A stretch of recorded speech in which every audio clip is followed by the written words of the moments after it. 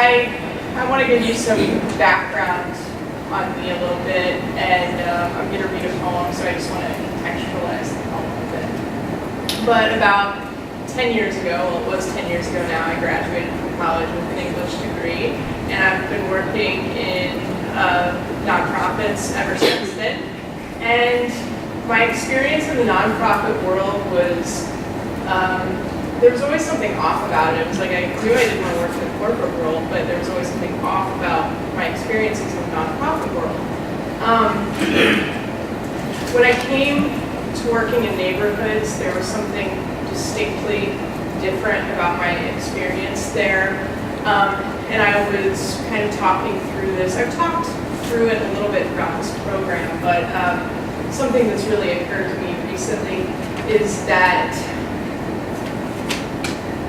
there is an overall respect and connection and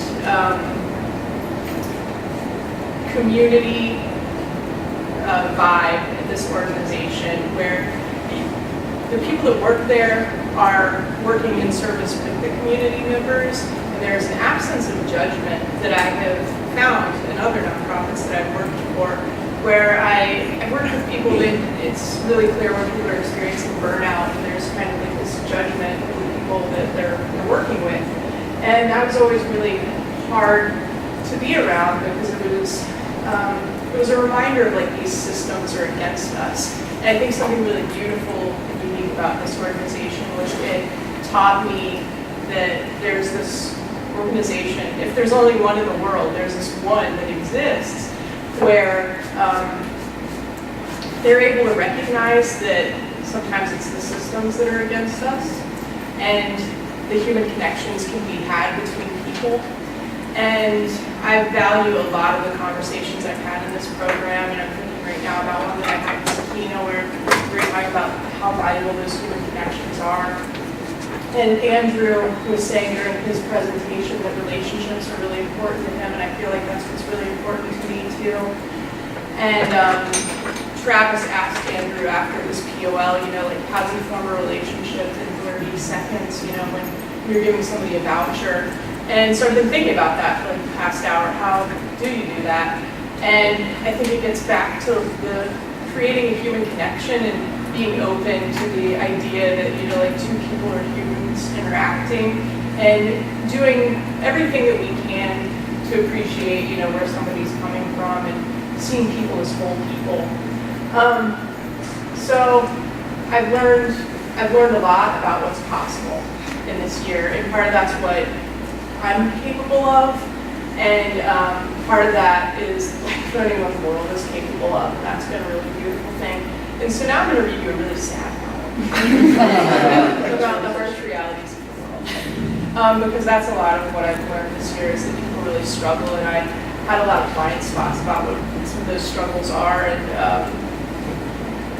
it's called Clients and Me, and I changed names and used stories and things, but these are just like some things that I've learned about issues that people are dealing with in the city around us, and things that touch my heart. And I think moving forward, I'm more of a social justice advocate than I ever would have been had I not been in this program. Everything I do will be infused with social justice, whether that be my art or my career, everything. Working in neighborhoods has completely changed me, Public Allies has completely changed me, and all of you have completely changed me, so I feel really thankful. And I feel really thankful that Madison is gonna do this with me, and hopefully it'll create like a beat vibe, the debates and the poetry. Clients and Me. Part 1, Patrick. Patrick has a chronic lung condition. He goes to New Horizons Health Clinic as seen on TV for experimental medication and a small income.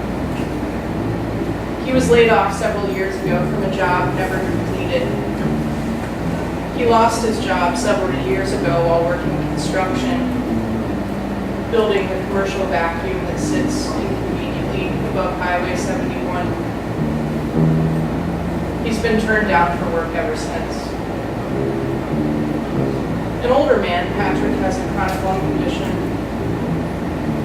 The unopened stores and vacancy rust continue to bother the passersby, reminding consumers that money ran out and checks were left unwritten, and Patrick owes money, and Patrick coughs a lot, and Patrick goes to New Horizons Health Clinic as seen on TV for experimental treatment.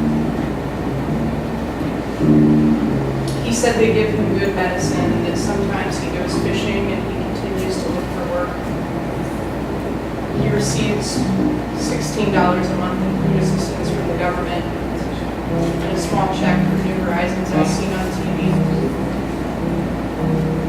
Part 2, Mary. She's on a payment plan for Fifth Third. She's in the checks system. She uses a prepaid card for almost everything. Mary doesn't use a checking account anymore. She tells me that the fees are too high. What are you supposed to do when the property that you rent is in foreclosure? Her landlord cuts the grass, but he doesn't fix anything. He never did. The neighbors are talking now, and someone said that they should stop paying rent. And he said, go ahead, I'll cut your water. And she said she doesn't know what she'll do if he cuts the water off. There are children in the house. And she's been having nightmares, waking up happy that they're still at home. Part 3, Duke. Duke Energy owns your telephone. Duke Energy owns your food stamps. Duke Energy owns your toilet and bathtub in the hallway connecting the living room to the kitchen. Duke Energy owns your hot dogs. Duke Energy owns Judge Judy and Family Feud at 11 and noon. Duke Energy owns Grandpa's oxygen tank and baby's milk. Duke Energy owns the dirt between your toes. Duke Energy owns hello, goodbye, how are you? Mr. Johnson called today because I helped him with his food stamp application and he thought that maybe I could help his son whose electricity has just been disconnected. Please help, there's a baby in the house and we don't know what to do. And all I have are phone numbers. I say, all I have are phone numbers, but all I have are phone numbers. Nobody knows what to do. Part 4, debt. It's really easy to get a loan. It's so easy to fall in love. It's so easy, it's so easy, it's so easy. All you have to do is ask for money. You get it. All you need is yourself forever. In fact, I'll give you $5 right now if you pay me $5 tomorrow and always. Almost all the students have been contacted and convinced to go to school this fall. The schools are hungry for enrollment and the government is giving out big loans with a box of candy and a bottle of champagne.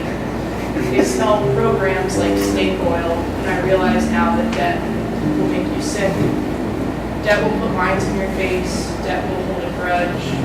Debt will distort life's meaning. Debt will play good music backwards and come knocking at your door in the middle of the night.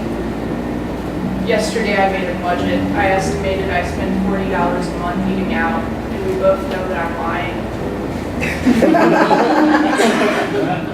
Sometimes I lie because I feel taken advantage of. Sometimes I lie because it seems every particle of the earth is owed back to us. Know what I mean?